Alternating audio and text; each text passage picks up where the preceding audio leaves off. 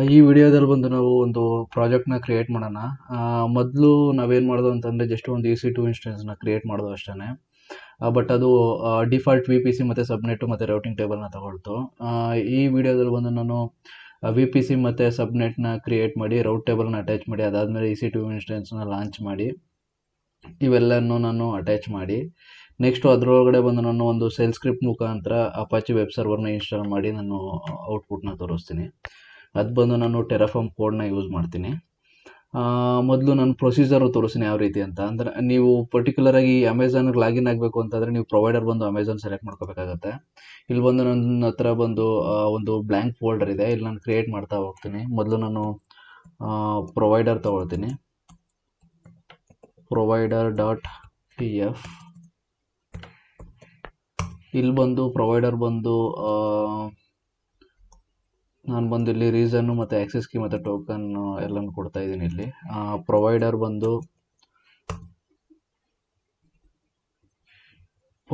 ಬಂದು ನಾನು AWS ತಗೊಳ್ತಾ ಇದ್ದೀನಿ.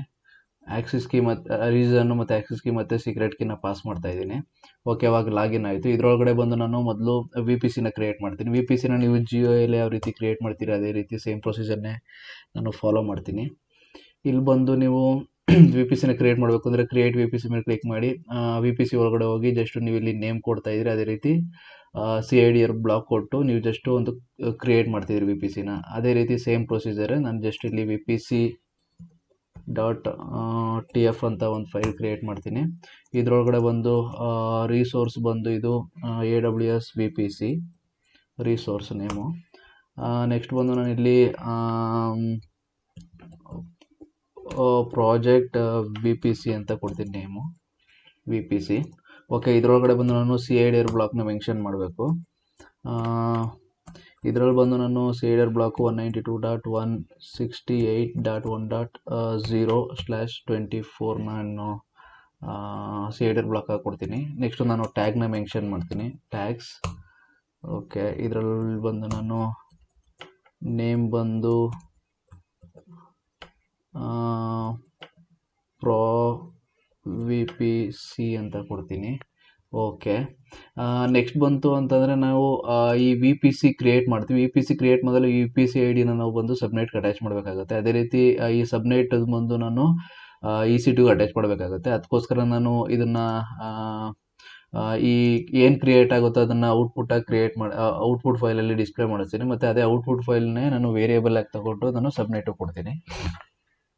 ಅದನ್ನು ಯಾವ ರೀತಿ ಅಂತಂದರೆ ಮೊದಲು ನಾನು ಔಟ್ಪುಟ್ ಫೈಲ್ನ ಡಿಫೈನ್ ಮಾಡ್ತೀನಿ. ಇಲ್ಲಿ ಔಟ್ಪುಟ್ ಫೈಲ್ ಇದರಲ್ಲಿ ಬಂದು VPC ID ಅಂತ ಕೊಡ್ತೀನಿ.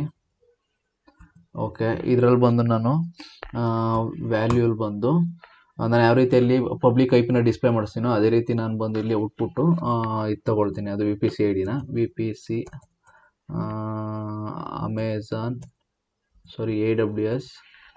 AWS.ProVPC.ID ಅಂತ ಅಂದರೆ ಇದು ಯಾವುದು ಕ್ರಿಯೇಟ್ ಆಗುತ್ತೋ VPC ID ಅದನ್ನು ID ಇಲ್ಲಿ ನಾವು ತೋರಿಸ್ತೀವಿ. ಅದಕ್ಕೋಸ್ಕರ ನಾನು ಇಲ್ಲಿ ID ಸೆಲೆಕ್ಟ್ ಮಾಡ್ಕೊಳ್ತೀನಿ. ಓಕೆ, ಇವಾಗ ನಾನು ಏನು ಮಾಡ್ತೀನಿ, ಈ ಪಾತ್ನೇ ನಾನು ಇನ್ಪುಟ್ ಆಗಿ ಸಬ್ನೆಟ್ಟು ಕೊಡ್ತೀನಿ ಅಷ್ಟೇ. ಸಬ್ನೆಟ್ಟು ಕೊಟ್ಟಾಗ ಈ VPC ID ಏನು ಕ್ರಿಯೇಟ್ ಆಗುತ್ತೋ ಅದು ಆ ಸಬ್ನೆಟ್ಗೆ ಅಟ್ಯಾಚ್ ಆಗುತ್ತೆ. ಓಕೆ, ನಾವು VPCನ ಕ್ರಿಯೇಟ್ ಮಾಡಾಯ್ತು. ಇವಾಗ VPC ಕ್ರಿಯೇಟ್ ಮಾಡೋದು ಅದಕ್ಕೆ CIDR ಬ್ಲಾಕ್ ಕೊಟ್ಟು ಮತ್ತು ನೇಮ್ ಕೊಟ್ಟು ಅದಾದಮೇಲೆ ಅದನ್ನು ಔಟ್ಪುಟ್ ಮಾಡೋದು. ಯಾವ ಕ್ರಿಯೇಟ್ ಮಾಡಿದಾಗ ಅದರಲ್ಲಿಂದ ಒಂದು VPC ID ಜನ್ರೇಟ್ ಆಗುತ್ತೆ. ಆ VPC IDಯನ್ನು ನಾವು ಸಬ್ನೆಟ್ಟು ಕೊಡ್ತೀವಿ. ಸಬ್ನೆಟ್ಟು ಕೊಡಬೇಕು ಅಂತಂದರೆ ನಮ್ಮ ಹತ್ರ subnet.tf ಫೈಲ್ ಇರಬೇಕು. ಇದರೊಳಗಡೆ ಬಂದು ನಾನು ಸಬ್ನೆಟ್ನ ಕ್ರಿಯೇಟ್ ಮಾಡ್ತೀನಿ. ರಿಸೋರ್ಸ್ ಬಂದು AWS_subnet. ಓಕೆ, ಇದರಲ್ಲಿ ಬಂದು Pro Subnet ಅಂತ ಕೊಡ್ತೀನಿ. ಓಕೆ, ಇದರೊಳಗಡೆ ಏನೇನು ಇನ್ಫಾರ್ಮೇಷನ್ ಇದು ಮಾಡಬೇಕು ಅನ್ನೋದು ಫಿಲ್ ಮಾಡಬೇಕು ಅನ್ನೋದನ್ನು ನೋಡೋಣ. ಇಲ್ಲಿ ಜಸ್ಟು ಸಬ್ನೆಟ್ಗೆ ಹೋದರೆ ನೀವು ಕ್ರಿಯೇಟ್ ಸಬ್ನೆಟ್ಟು ಇಲ್ಲಿ ಒಂದು VPC ಸೆಲೆಕ್ಟ್ ಮಾಡ್ಕೋಬೇಕಾಗುತ್ತೆ. VPC ಸೆಲೆಕ್ಟ್ ಮಾಡಾದ್ಮೇಲೆ ನೀವು ಇಲ್ಲಿ IPv6 CIDR ಬ್ಲಾಕ್ನ ಕೊಡಬೇಕಾಗುತ್ತೆ. ಓಕೆ, ಇನ್ ಕೇಸ್ ಏನಾದ್ರು ಗೊತ್ತಾಗಲಿಲ್ಲ ಅಂತಂದರೆ ಯಾವ ರೀತಿ ಸಬ್ನೆಟ್ ಮಾಡೋದು ಅಂತ ಜಸ್ಟ್ ನೀವು ಟೆರಾಫಾರ್ಮ್ ಸಬ್ನೆಟ್ ಅಂತ ಟೈಪ್ ಮಾಡಿದ್ರೆ ಸಾಕು. ನಿಮಗೊಂದು ರಿಸೋರ್ಸ್ ಓಪನ್ ಆಗುತ್ತೆ, ಎಲ್ಲ ಡೀಟೇಲ್ಸ್ ಎಲ್ಲ. ಇಲ್ಲಿಂದ ಬೇಕಾದ್ರೆ ನೀವು ಕಾಪಿ ಮಾಡ್ಬೋದು. ಇಲ್ಲಿ ನೋಡ್ಬೋದು VPC ID ಮತ್ತು CIDR ಬ್ಲಾಕ್ನ ಇನ್ಪುಟ್ ಆಗಿ ಕೊಡ್ತಾ ಇದ್ದೀವಿ ಇಲ್ಲಿ. ಇಲ್ಲಿ ಜಸ್ಟು ನೀವು V P C I D ಬಂದು ಇನ್ನೂ ಜನ್ರೇಟ್ ಆಗಿಲ್ಲ. ನಾನು ಇಲ್ಲಿ ಜನ್ರೇಟ್ ಆಗೋದನ್ನು ನಾನು ಇನ್ಪುಟ್ ಆಗಿ ಕೊಡ್ತಾ ಇದ್ದೀನಿ. ಜಸ್ಟ್ ಇದನ್ನು ಕಾಪಿ ಮಾಡ್ಕೊಳ್ತಾ ಇದ್ದೀನಿ ಅಷ್ಟೇ. ಕಾಪಿ ಮಾಡಿಕೊಂಡು ಇಲ್ಲಿ ಅದಕ್ಕೆ ಅಸೈನ್ ಮಾಡ್ತಾ ಇದ್ದೀನಿ. ಯಾವಾಗ ಇಲ್ಲಿ V P C I D generate ಆಗುತ್ತೋ ಆ ಔಟ್ಪುಟ್ನ ತೊಗೊಂಡು ನಾನು ಇಲ್ಲಿಗೆ ಇನ್ಪುಟ್ ಆಗಿ ಕೊಡ್ತಾ ಇದ್ದೀನಿ. Okay, next C I D block ಬಂದು ಸೇಮೇ 192 ಡಾಟ್ ಇದನ್ನು ಡಬಲ್ ಕೊಟ್ಟರೆ ಕೊಡ್ತೀನಿ. 192.1.0/24 1.0 ಚೆಕ್ ಮಾಡೋಣ. 1.0 168.1.0 ಓಕೆ. ನೆಕ್ಸ್ಟು ಇನ್ನೇನಾರು ಇದೆಯಾ? ಈ ಟ್ಯಾಗ್ಸ್ನ ಕೊಡ್ತೀನಿ ನಾನು. ಟ್ಯಾಗ್ ಬಂದು ಇದು ಬಂದು ಪ್ರೋ ಸಬ್ನೆಟ್ ಅಂತ ಕೊಡ್ತೀನಿ. ಓಕೆ, ನೆಕ್ಸ್ಟು ಇಲ್ಲಿ ನೋಡ್ಬೋದು, ಈ ಇಮೇಜಲ್ಲಿ ನೋಡಿದಂಗೆ ಮೊದಲು ವಿ ಪಿ ಸಿ ಕ್ರಿಯೇಟ್ ಮಾಡೋದು, ಆದಮೇಲೆ ಸಬ್ನೆಟ್ ಕ್ರಿಯೇಟ್ ಮಾಡೋದು, ಆದಮೇಲೆ ರೌಟಿಂಗ್ ಟೇಬಲು ಮತ್ತು ಸಬ್ನೆಟ್ ಅಸೋಸಿಯೇಷನ್ ಮತ್ತು ರೌಟ್ನ ನಾವು ಕ್ರಿಯೇಟ್ ಮಾಡಬೇಕಾಗುತ್ತೆ. ಅದಕ್ಕೋಸ್ಕರ ನಾನು ಇಲ್ಲೇ ಜಸ್ಟು ರೌಟ್ ಟೇಬಲ್ ಅಂತ ಕೊಡ್ತೀನಿ. ಇಲ್ಲಿ ನಿಮಗೆ ಇನ್ಫಾರ್ಮೇಷನ್ ಎನೇಬಲ್ ಆಗುತ್ತೆ. ಓಕೆ, ಇಲ್ಲಿ ಬಂದು ನಾನು route table I D okay ಇದು ಬೇಕಾಗಿಲ್ಲ ನಮಗೆ. C I D block okay route table I D AWS ರೌಟ್ಗೆ ಇದು. ಓಕೆ, ರೌಟ್ ಟೇಬಲ್ ಇದು ಆ್ಯಕ್ಚುಲಿ ರೌಟು ಬರ್ತಾ ಇದೆ, ರೌಟ್ ಟೇಬಲ್ ಬರ್ತಾ ಇಲ್ಲ AWS route. Okay, no issue. Route table AWS route table.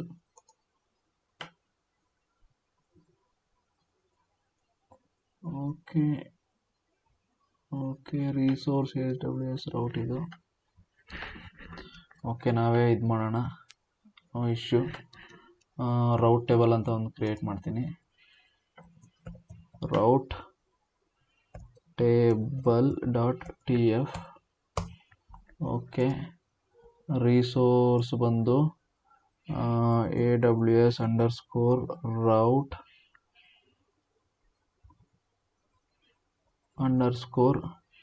_table. Okay, ಇದರೊಳಗಡೆ ಏನೇನು ಬೇಕಾಗುತ್ತೆ ನೋಡೋಣ. V P C I D ಬೇಕಾಗುತ್ತೆ, ರೌಟ್ ಟೇಬಲ್.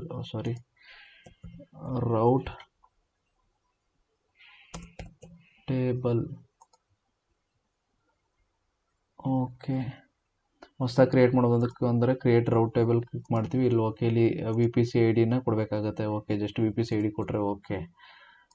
ಜಸ್ಟ್ ಈ ರೀತಿಯೇ ನೋಡ್ಕೊಂಡು ನೀವು ಇದು ಮಾಡ್ಬೋದು. V P C pro VPC.id. Okay, ಇದಿಷ್ಟು ಓಕೆ. ಇವಾಗ V P C I D create ಆಗುತ್ತೆ. ವಿ ಪಿ ಸಿ ಕ್ರಿಯೇಟ್ ಆದಮೇಲೆ ವಿ ಪಿ ಸಿ ಅಂತೀನಿ, ಅದು ರೌಟ್ ಟೇಬಲ್ ಕ್ರಿಯೇಟ್ ಆದಮೇಲೆ ಇವಾಗ ಆಲ್ರೆಡಿ ರೌಟ್ ಟೇಬಲ್ ಕ್ರಿಯೇಟ್ ಆಗಿದೆ ಅಂತ ತಿಳ್ಕೊಳ್ಳಿ. ಇದರಲ್ಲಿ ಬಂದು ನಾವು ಸಬ್ನೆಟ್ ಅಸೋಸಿಯೇಷನ್ ಮಾಡ್ತೀವಿ, ಅದಾದಮೇಲೆ ರೌಟ್ಸ್ ಮಾಡ್ತೀವಿ. ಓಕೆ, ಇವಾಗ ಸಬ್ನೆಟ್ ಅಸೋಸಿಯೇಷನ್ ಮಾಡೋಕ್ಕೆ ನಮಗೆ ಬಂದು ಟೆರಾಫಾರ್ಮ್ ರೌಟ್ ಟೇಬಲ್ ಅಸೋಸಿಯೇಷನ್ದು ಕೋಡ್ ಬೇಕು. ಓಕೆ, ಇದನ್ನು ಓಪನ್ ಮಾಡ್ಕೊಳ್ಳೋಣ. ಓಕೆ, ಇದರಲ್ಲಿ ಬಂದು ಸಬ್ನೆಟ್ ಐ ಡಿ ಬೇಕು ಮತ್ತು ರೌಟ್ ಟೇಬಲ್ ಐ ಡಿ ಬೇಕು. ಓಕೆ, ನೆಕ್ಸ್ಟ್ ಬಂದು ನಾನು ಇಲ್ಲೇ ತೊಗೊಳ್ತಾ ಇದ್ದೀನಿ. Resource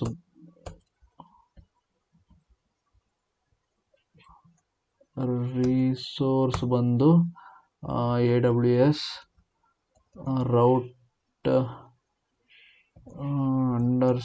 _table association. Okay, pro association ಅಂತ ಕೊಡ್ತೀನಿ. ಏನೋ ಸ್ಪೆಲ್ಲಿಂಗ್ ಮಿಸ್ಟೇಕ್ ಆದರೂ ಪ್ರಾಬ್ಲಮ್ ಏನಿಲ್ಲ. ಪ್ರೋ ರೌಟ್ ಟೇಬಲ್ ಅಂತ ಕೊಡ್ತೀನಿ ಇದಕ್ಕೆ. ಓಕೆ, ಇಲ್ಲಿ ಬಂದು ಏನು ಕೊಡಬೇಕಾಗಿರೋದು ನಾವು ಸಬ್ನೆಟ್ ಐ ಡಿ ಮತ್ತು route table I D. Okay, ಸಬ್ನೆಟ್ I D ಬಂದು ನಾನು ಸಬ್ನೆಟ್ ಐ ಡಿನೂ ಔಟ್ಪುಟಾಗಿ ಕನ್ವರ್ಟ್ ಮಾಡ್ತೀನಿ, ಯಾಕಂದರೆ ಇನ್ಪುಟಾಗಿ ಕೊಡಬೇಕಲ್ಲ ಅದಕ್ಕೆ. ಔಟ್ಪುಟ್ ಐ ಡಿ ಬಂದು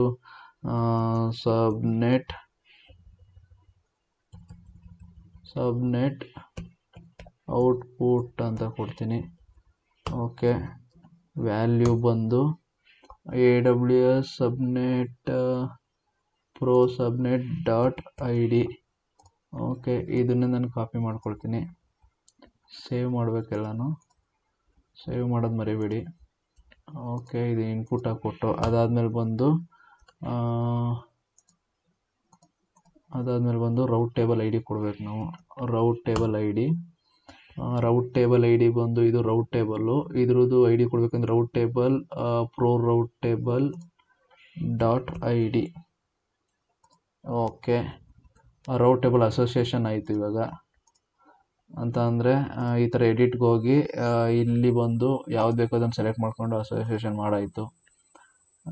ನೆಕ್ಸ್ಟ್ ರೌಟ್ ಟೇಬಲ್ಗೆ. ಅದಾದಮೇಲೆ ಬಂದು ರೌಟ್ಸ್ ನೋಡಬೇಕು ಅಂತಂದರೆ ಎಡಿಟ್ ರೌಟು. ಇಲ್ಲಿ ಬಂದು ರೌಟ್ ಮಾಡಬೇಕು ಅಂತಂದರೆ ನಮಗೆ ಒಂದು ಇಂಟರ್ನೆಟ್ ಗೇಟ್ವೇ ಬೇಕಾಗುತ್ತೆ.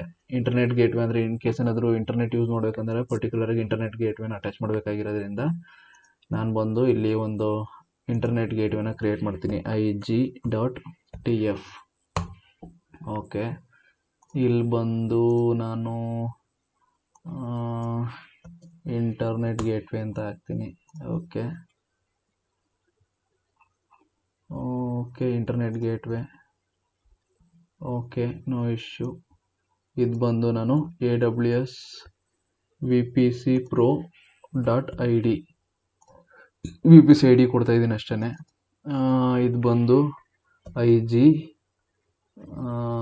Internet gateway pro internet gateway ಅಂತ ಕೊಡ್ತೀನಿ, pro internet gateway. Okay, internet gateway create ಆಗಿದೆ. ಓಕೆ, ಇದ್ರದ್ದು ಆ್ಯಕ್ಚುಲಿ ಔಟ್ಪುಟ್ ಬೇಕು ನಮಗೆ. Output internet gateway output. Okay, value ಬಂದು internet gateway. Okay, AWS internet gateway dot I D.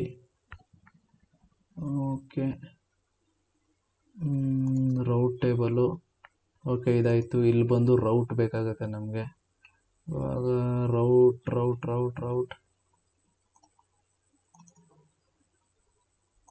Just internet gateway route ಒಂದು ಬೇಕಾಗಿರೋದಷ್ಟೇ ನಮಗೆ. ಓಕೆ, ರೌಟ್ ಬಂದು ಇದಿಷ್ಟು ಸಾಕು. VPC ಪೇರಿಂಗ್ ಬೇಕಾಗಿಲ್ಲ ನಮಗೆ. AWS route. Okay, AWS route ಟೇಬಲಲ್ಲಿ ಏನಾದರೂ ಇದೆಯಾ ನೋಡೋಣ.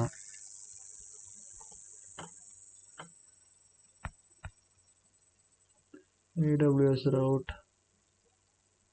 Okay, no issue. ಇದನ್ನು ಕಾಪಿ ಮಾಡ್ಕೊಳ್ತೀನಿ, ಇದರಲ್ಲಿ ಒಂದು ಸ್ವಲ್ಪ ಆಲ್ಟ್ರ್ ಮಾಡ್ಕೊಳ್ತೀನಿ ಅಷ್ಟೇ. ನಾನು ಬಂದು ಈ ರಿಸೋರ್ಸ್ ಒಳಗಡೆ ಕೊಡ್ತೀನಿ. ಆ್ಯಕ್ಚುಲಿ ರಿಸೋರ್ಸ್ ಒಳಗಡೆ ಕೊಡೋಕ್ಕಾಗಲ್ಲ. ಓಕೆ, ಇದನ್ನು ಸಪ್ರೇಟ್ ಮಾಡ್ಕೊಳ್ತೀನಿ. AWS route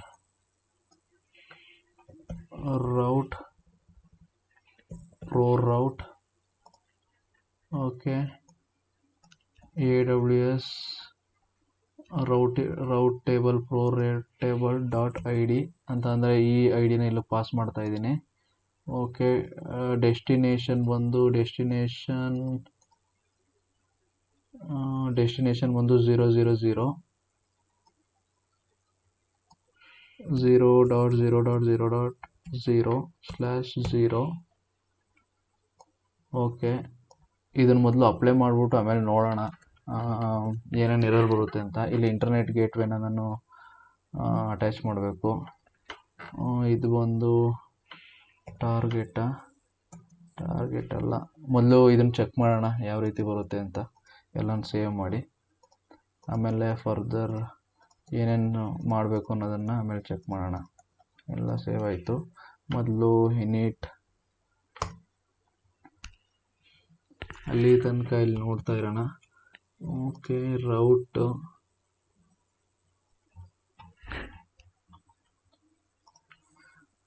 table AWS route table. ಇದನ್ನು ನೋಡೋಣ ಇದರಲ್ಲಿ ಏನಾದರೂ ಇದೆಯಾ ಅಂತ.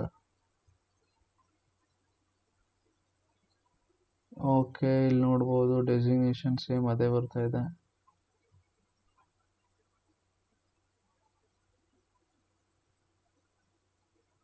ರೌಟ್ಸ್ ಇಲ್ಲಿದೆ.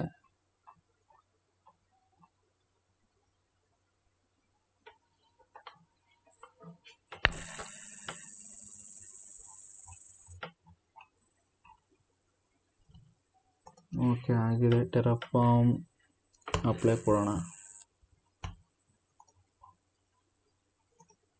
VPC ಒಂದು ಕ್ರಿಯೇಟ್ ಆಗಬೇಕು ಇವಾಗ ನಮಗೆ.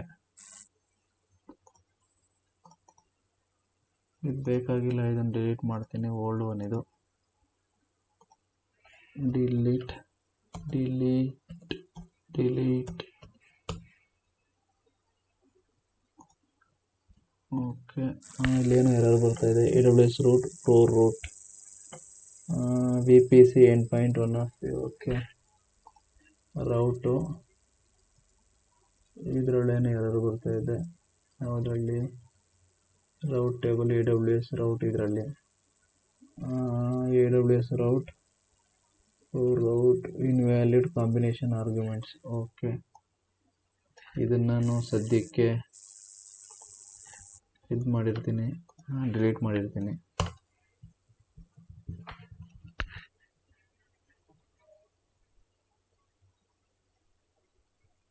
ಓಕೆ, ಕ್ರಿಯೇಟ್ ಮಾಡ್ತಾ ಇದೆ. ಓಕೆ, ಕ್ರಿಯೇಟ್ ಆಗಿದೆ. ಇವಾಗ ನೋಡೋಣ ಏನೇನು ಕ್ರಿಯೇಟ್ ಆಗಿದೆ ಅಂತ. ಓಕೆ, ಪ್ರೋ VPC ಕ್ರಿಯೇಟ್ ಆಗಿದೆ. ಅದಾದಮೇಲೆ ಸಬ್ನೆಟ್ಟು ಪ್ರೋ VPC ಸಬ್ನೆಟ್ ಕ್ರಿಯೇಟ್ ಆಗಿದೆ. ಅದ್ರದ್ದು VPC ID ಬಂದು ಇಲ್ಲಿ ನೋಡ್ಬೋದು, ಅಟ್ಯಾಚ್ ಆಗಿದೆ. ಅಟ್ಯಾಚ್ ಆದಮೇಲೆ ರೌಟಿಂಗ್ ಟೇಬಲ್ ನೋಡೋಣ. ರೌಟಿಂಗ್ ಟೇಬಲ್ ಓಕೆ, ರೌಟಿಂಗ್ ಟೇಬಲ್ಗೆ ನೇಮ್ ಕೊಟ್ಟಿಲ್ವ ಇಲ್ಲಿ? Okay, tags name is equal to pro route save apply.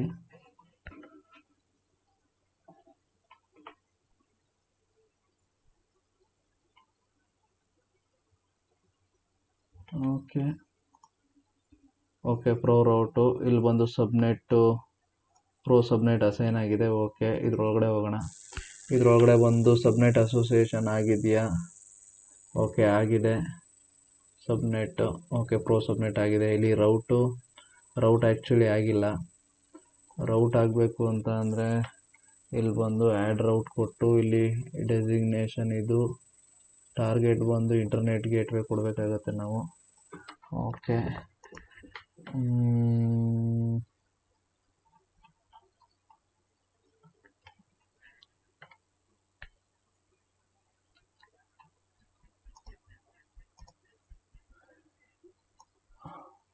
route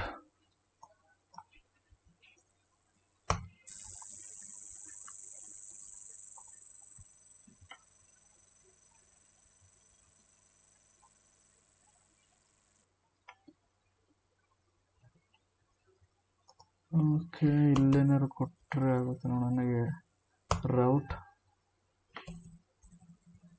ಇಲ್ಲೆಲ್ಲ ರಿಸೋರ್ಸ್ ಇಲ್ಲ. Resource route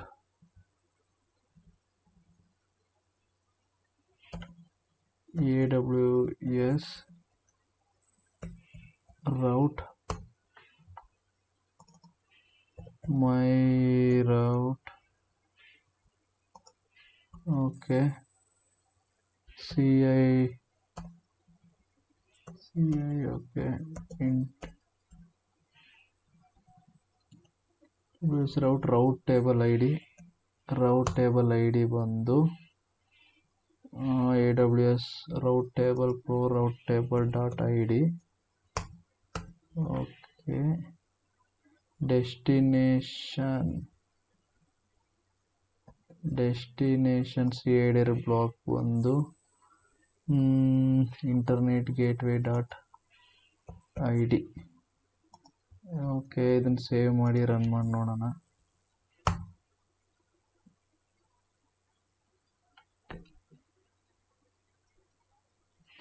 okay, resource my route AWS. Okay, egress only gateway on. Okay, no issue. Just ಇದನ್ನು chat GPT ಹಾಕೋಣ ಅಷ್ಟೇ. ಅದು fix it.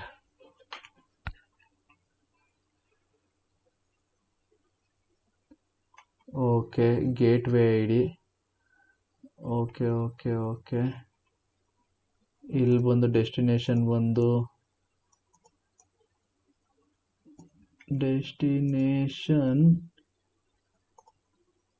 Okay ಇದೆಲ್ಲ destination ಇದಾಯಿತು ಅಂತ ಅಂದರೆ 00 ಬರುತ್ತೆ. Okay okay okay okay destination ಬಂದು 0.0.0.0/0. ಅದಾದ್ಮೇಲೆ ಬಂದು ಇಂಟರ್ನೆಟ್ ಗೇಟ್ವೇ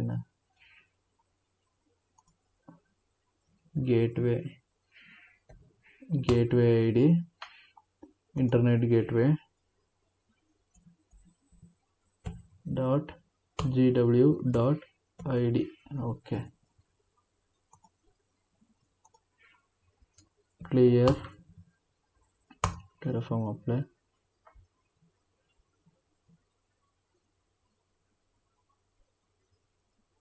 ಓಕೆ ಕ್ರಿಯೇಟ್ ಆಗ್ತಾ ಇದೆ. ಓಕೆ ಇವಾಗ ಒಂದ್ಸರಿ ಚೆಕ್ ಮಾಡೋಣ.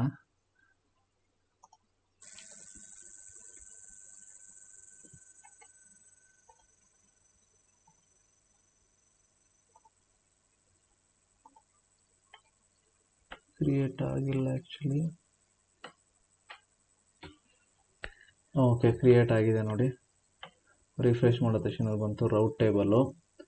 ಇದ್ರೊಳಗಡೆ ಹೋಯಿತು ಅಂತ ಅಂದರೆ ಇದ್ರೊಳಗಡೆ ಬಂದು ಇಲ್ಲಿ IG EDA8 ಇದು ಬಂದು ಅಟ್ಯಾಚ್ ಆಗಿದೆ ನೋಡಿ ಇಂಟರ್ನೆಟ್ ಗೇಟ್ವೇ. ಇಲ್ಲಿ ನೋಡ್ಬೋದು, ಇಲ್ಲಿ ಔಟ್ಪುಟ್ಟು ಇಲ್ಲಿ ನೋಡ್ಬೋದು DA8 ಅಟ್ಯಾಚ್ ಆಗಿದೆ. ಓಕೆ ನಮ್ಮದು ಎಲ್ಲಿ ತನಕ ಬಂತು ಅಂತ ಅಂದರೆ ರೌಟ್ ಟೇಬಲೆಲ್ಲ ಆಲ್ಮೋಸ್ಟ್ ಎಲ್ಲ ಮುಗೀತು. ಇದರಲ್ಲಿ ಸಬ್ಮಿಟ್ ಸೆಷನ್ ರೌಟ್ ಮಾಡ್ದೋ ಅಂದರೆ ಇಂಟರ್ನೆಟ್ಗೋಸ್ಕರ. ನೆಕ್ಸ್ಟ್ ಬಂದು ನಾವು EC2ನ ಕ್ರಿಯೇಟ್ ಮಾಡೋಣ. EC2 ಕ್ರಿಯೇಟ್ ಮಾಡೋಕ್ಕೆ ಜಸ್ಟು EC2.tf. ಓಕೆ ಇದರಲ್ಲಿ ಬಂದು ನಾನು ರಿಸೋರ್ಸ್ AWS ಇನ್ಸ್ಟೆನ್ಸ್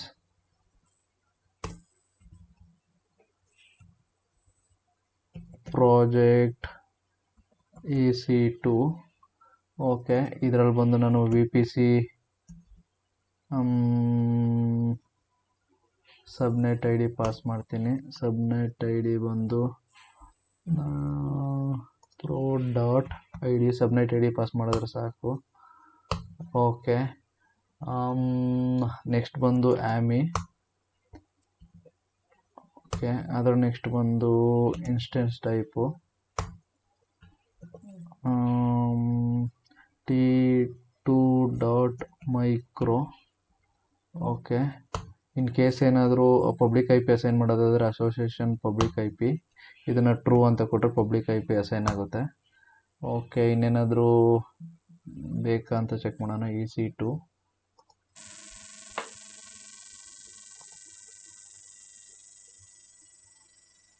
ಕ್ರಿಯೇಟ್ ಮಾಡಬೇಕು ಅಂತ ಅಂದರೆ ಓಕೆ ನೇಮ್ ಕೊಡ್ತೀವಿ. ಓಕೆ ನೆಕ್ಸ್ಟು AMI ID ತಗೊಳ್ಳೋಣ. ಇದು AMI ID ಅಸೈನ್ ಮಾಡೋಣ. ಓಕೆ ಅದಾದಮೇಲೆ ಇನ್ಸ್ಟೆಂಟ್ ಟೈಪ್. ಓಕೆ ಕೀಪ್ಯಾಡ್ ಬೇಕಾಗಿಲ್ಲ ನಮಗೆ ಅಂದರೆ ಸಬ್ನೆಟ್ ಆಲ್ರೆಡಿ ಇದು ಮಾಡಿದ್ವಿ. ಓಕೆ ಮತ್ತು ಸೆಕ್ಯೂರಿಟಿ ಗ್ರೂಪ್ ಒಂದು ಕ್ರಿಯೇಟ್ ಮಾಡಬೇಕು. ಸೆಕ್ಯೂರಿಟಿ ಗ್ರೂಪ್ ಒಂದು ಕ್ರಿಯೇಟ್ ಮಾಡಬೇಕು ಇವಾಗ. ಅದು ಬಿಟ್ಟರೆ ಇನ್ನೇನಿಲ್ಲ ಅಂದ್ಕೊಳ್ತೀನಿ. ಓಕೆ ಸೆಕ್ಯೂರಿಟಿ ಗ್ರೂಪ್ನ ನಾನು ಮೊದಲು ಇನ್ನೂ ಕ್ರಿಯೇಟ್ ಮಾಡಿಲ್ಲ. ಸೆಕ್ಯೂರಿಟಿ ಗ್ರೂಪ್ ಒಂದು ಫೈಲ್ ಕ್ರಿಯೇಟ್ ಮಾಡಿಬಿಡ್ತೀನಿ. sg.tf. ಓಕೆ ಸೆಕ್ಯೂರಿಟಿ ಗ್ರೂಪ್ನ ಬಂದು ನಾನು ಆನ್ಲೈನಲ್ಲಿ ತಗೊಳ್ತೀನಿ. Security group. ಓಕೆ ಓಕೆ ಇದನ್ನು ಕಾಪಿ ಮಾಡ್ಕೊಳ್ತೀನಿ ನಾನು. ಇದರಲ್ಲಿ ಮಾಡಿಫಿಕೇಷನ್ ನನಗೇನು ಬೇಕು ಹಂಗೆ ಮಾಡ್ಕೊಳ್ತೀನಿ. ಓಕೆ ಇದರಲ್ಲಿ IPv6 ಬೇಕಾಗಿಲ್ಲ ನನಗಿದು. ಈ ಬ್ಲಾಗ್ ಬೇಕಾಗಿಲ್ಲ. ನೆಕ್ಸ್ಟು ಇದು IPv6 ಏನು ಬೇಕಾಗಿಲ್ಲ ನನಗೆ. ಓಕೆ ಇದು ಅಲೌ TTS ಬದಲು pro-SG ಸೆಕ್ಯೂರಿಟಿ ಗ್ರೂಪ್. ಅದಾದಮೇಲೆ ಇದು ಏನು ಬೇಕಾಗಿರಲಿಲ್ಲ pro-SG. ಓಕೆ ಡಿಸ್ಕ್ರಿಪ್ಷನ್ ಏನು ಬೇಕಾಗಿಲ್ಲ. ಇದರಲ್ಲಿ ಬಂದು AWS VPC Pro .id. Okay, ಇದು ಬಂದು Pro SG security group name. ಅದಾದಮೇಲೆ ಬಂದು subnet I D AWS subnet.tf. Okay, CIDR block ಬಂದು AWS CIDR ಬ್ಲಾಕ್ ಬಂದು ನಾನು 00ನೇ ಕೊಡ್ತೀನಿ. 0.0.0.0.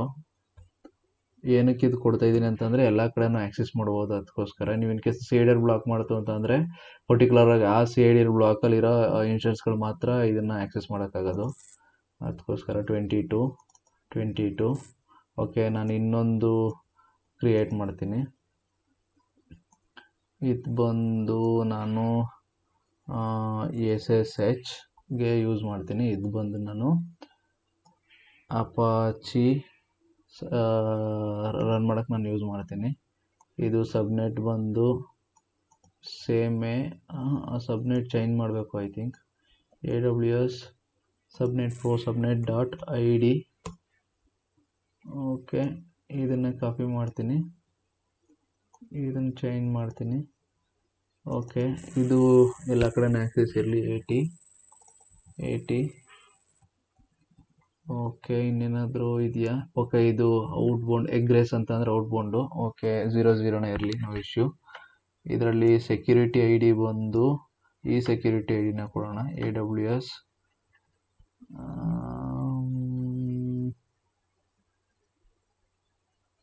Security group I D. Okay, ನಮ್ಗೆ ಔಟ್ಪುಟ್ ಬೇಕಾಗುತ್ತೆ. ಮೊದಲು ಔಟ್ಪುಟ್ ಜನ್ರೇಟ್ ಮಾಡೋಣ. ಔಟ್ಪುಟ್ ಸೆಕ್ಯೂರಿಟಿ SG ID ಅಂತ.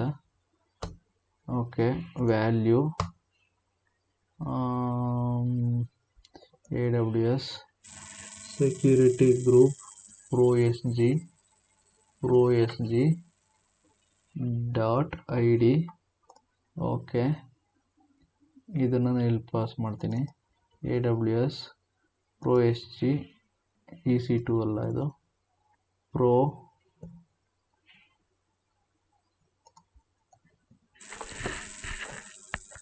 Security group ID AWS _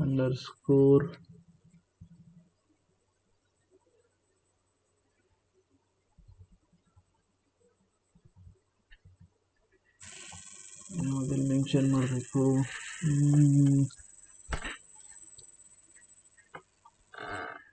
security group I D ಇಲ್ಲಿ ಸಬ್ನೆಟ್ ಐ ಡಿ ಅಸೈನ್ ಮಾಡಿದ್ದೇನೆ ನಾನು. ಆ್ಯಕ್ಚುಲಿ ಸಬ್ನೆಟ್ ಐ ಡಿ ಎಲ್ಲದು ಸೇಮ್ ಐ ಡಿನೇ ಇರಬೇಕು.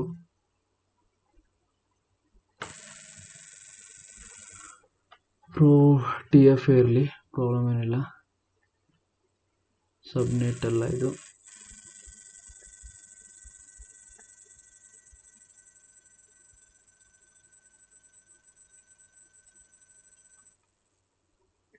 Okay, hello.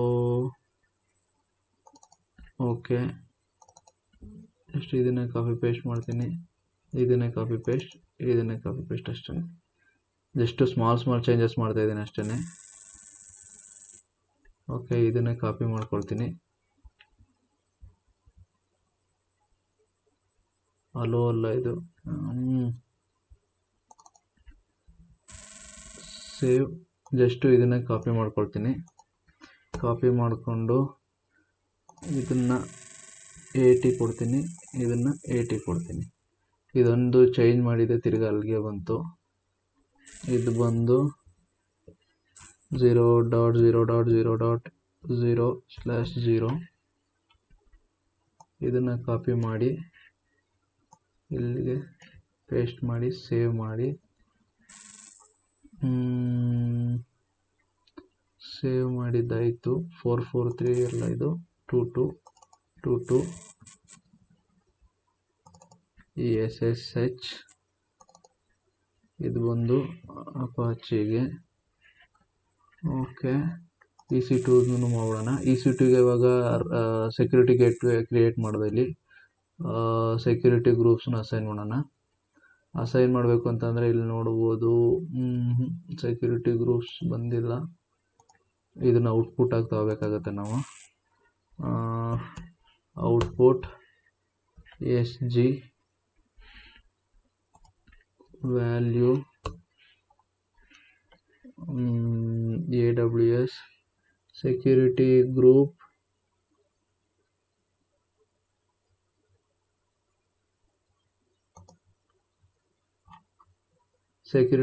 Pro SG security group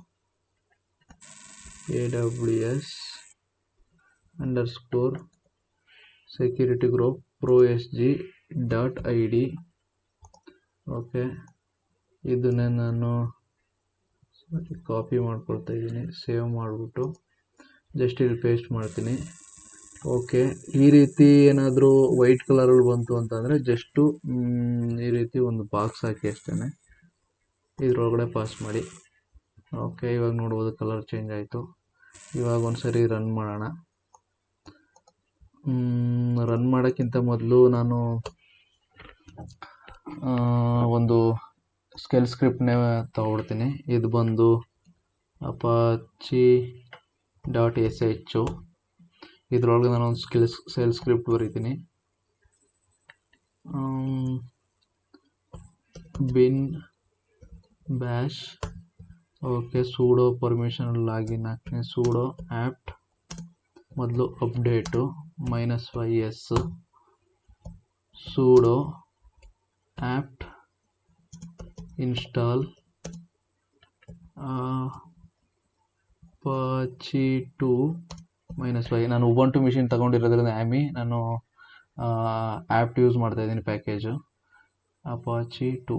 okay, save ಮಾಡ್ತೀನಿ. Save ಮಾಡಾದ್ಮೇಲೆ ನಾನು ಇಲ್ಲಿ ಯೂಸರ್ ಡೇಟಾ ಕೊಡ್ತೀನಿ. ಜಸ್ಟು ಯೂಸರ್ ಡೇಟಾ ಇದು ಬಂದು ಡಬಲ್ ಕೋಟಲ್ಲಿ, ಇಲ್ಲಿ ಬಂದು ಫೈಲ್, ಐ ಥಿಂಕ್ ಫೈಲ್ ಅಂತ ಮೆನ್ಷನ್ ಮಾಡಬೇಕು. ಇದನ್ನು ರಿಮೂವ್ ಮಾಡ್ತೀನಿ. Just file. ಓಕೆ, ಇಲ್ಲಿ double coat apache.sh.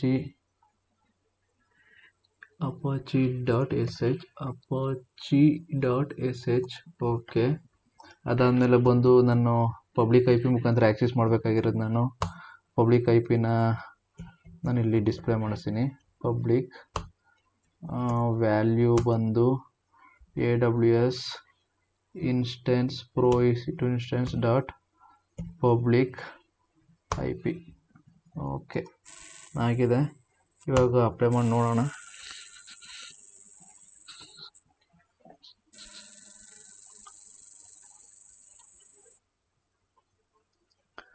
Okay, group create ಆಯಿತು. ಓಕೆ, ಏನು ಎರರ್ ಇಲ್ಲ.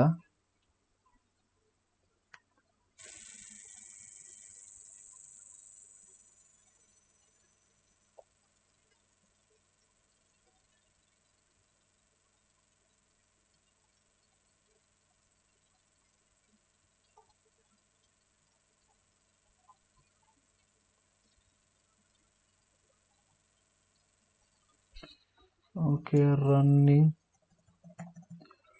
Instance state is equal to running. Okay, running ಇಲ್ಲಿದೊಂದು ಇನಿಷಿಯಲೈಸ್ ಆಗ್ತಾ ಇದೆ. ಇಲ್ಲಿ ನೋಡ್ಬೋದು ಪಬ್ಲಿಕ್ IP ಎಲ್ಲಿ ಎನೇಬಲ್ ಆಗಿದೆ, ಇಲ್ಲಿ ನೋಡ್ಬೋದು, ಇಲ್ಲಿ ಎನೇಬಲ್ ಆಗಿದೆ ಪಬ್ಲಿಕ್ IP. ಜಸ್ಟ್ ಕಾಪಿ ಮಾಡಿ ಜಸ್ಟ್ ಇಲ್ಲಿ ಪೇಸ್ಟ್ ಮಾಡ್ತೀನಿ.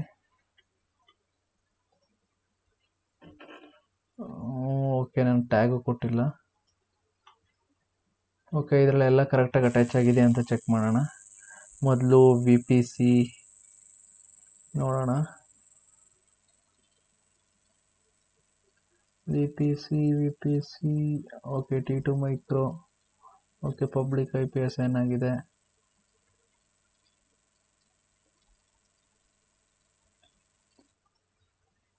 VPC.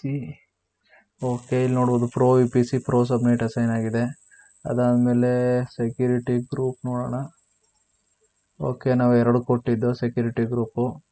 80 ಪೋರ್ಟ್ ಒಂದು, ಇದೊಂದು. ಓಕೆ, ಎಲ್ಲ ಕಡೆನೂ ಆ್ಯಕ್ಸೆಸ್ ಮಾಡ್ಬೋದು ಅಂತ ಇದೆ. ಓಕೆ, ಇದು ನೋಡೋಣ. ಇದು ಎಲ್ಲ ಕಡೆನೂ ಆ್ಯಕ್ಸೆಸ್ ಮಾಡ್ಬೋದು. ಓಕೆ, ಈ ಸೆಕ್ಯೂರಿಟಿ ಗ್ರೂಪ್ ಹೋಗೋಣ. ಓಕೆ, ಪ್ರೋ ಸೆಕ್ಯೂರಿಟಿ ಗ್ರೂಪು ಇದ್ರೊಳಗಡೆ ಬಂದು ಎಡಿಟ್ ಇನ್ಬೌಂಡು ಕರೆಕ್ಟಾಗಿದೆ. ಎಚ್ ಟಿ ಟಿ ಪಿ ಕರೆಕ್ಟಾಗಿದೆ. ಓಕೆ, ಅದೇ ರೀತಿ ಔಟ್ಬೌಂಡ್ ರೂಲು ನೋಡೋಣ. Outbound rule all traffic okay, perfect.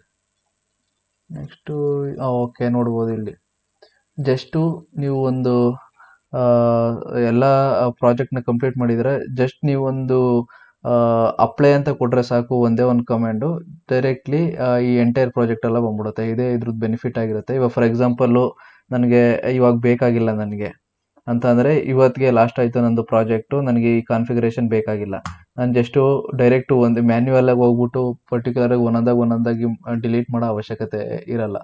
ಇವಾಗ ಹೋಗಿ ಇಲ್ಲಿ ಇನ್ಶೂರೆನ್ಸ್ಗೆ ಹೋಗಿ ಇದನ್ನು ಡಿಲೀಟ್ ಮಾಡಿ ತಿರ್ಗಾ V P C subnet route table ಎಲ್ಲ ಡಿಲೀಟ್ ಮಾಡೋ ಅವಶ್ಯಕತೆ ಇಲ್ಲ. ಜಸ್ಟ್ ಒಂದು ಕ್ಲಿಕ್ಕಲ್ಲಿ ಹೊಡೆದ್ರೆ ಎಲ್ಲ ಡಿಸ್ಟ್ರಾಯ್ ಆಗ್ಬಿಡುತ್ತೆ. ನೋಡಿ, ಎಲ್ಲ ಡಿಸ್ಟ್ರಾಯ್ ಆಗ್ತಾ ಇದೆ.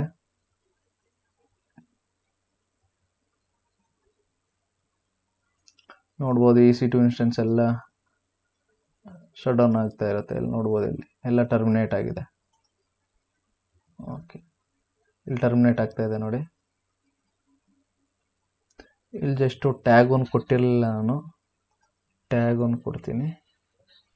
Tags name is equal to my EC2 project ಅಂತ ಕೊಡ್ತೀನಿ.